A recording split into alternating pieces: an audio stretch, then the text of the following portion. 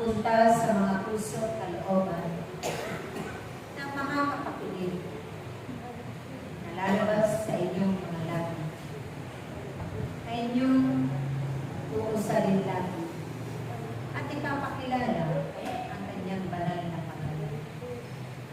dahil kayo man ang naging instrumento, hindi lamang daluyan ng kanilang mga pag-asa sa buhay, kundi magpapatibay at magpapanumbalik ng kanilang mga pananalig, pananghina at pananampalataya, pagtitiwala sa Diyos, malaki ng panahon.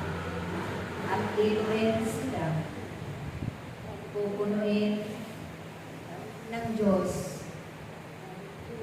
at tatamnan ang kanyang salita, ang kanilang mga puso at kalooban, upang kung dumating man ang takdang panahon, nabigyan sila ng pangunawa, ng kaalaman at karunungan, upang maihayag din nila at maipalagan ang kabutihan ng Diyos, upang mapatutuhanan din nila na tunay nga na Diyos na buhay, ang inyong inaawitan, pinapapurihan, sinasamba ng may pagkakaisa. Kaya huwag kayong mapapagod ang itinama. Tularan ninyo ang Diyos na walang kapaguran, pagpahanggang sa walang hanggang. Ito'y inyong ganapin habang kayo'y nabubuhay pa at naglalakbay sa mundong ibabaw, nakasama ninyo ang Diyos sa araw-araw ng inyong pamumuhay. Huwag na huwag ninyong kaliligtaan ang lahat ng mabubuting bagay.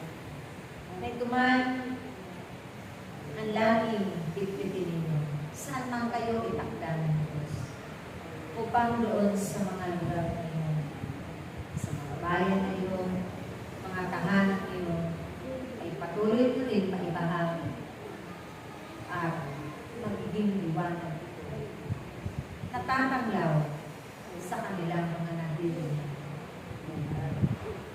Kaya ating mga anak, lagi ninyong pakinggan ang aming mga paalala, ang aming mga itinuturing na may kabanalan, may kabutihan na nagmumula sa kanya ng Diyos.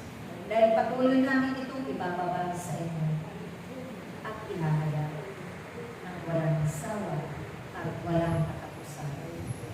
Kaya nawa kayo din, ganun din nawa inyong mga hangarin na may pagkakaisa, iisang lalunin, iisang damdamin, iisang hangarin para sa kapatid, higit sa Diyos na makapangyarihan sa lahat.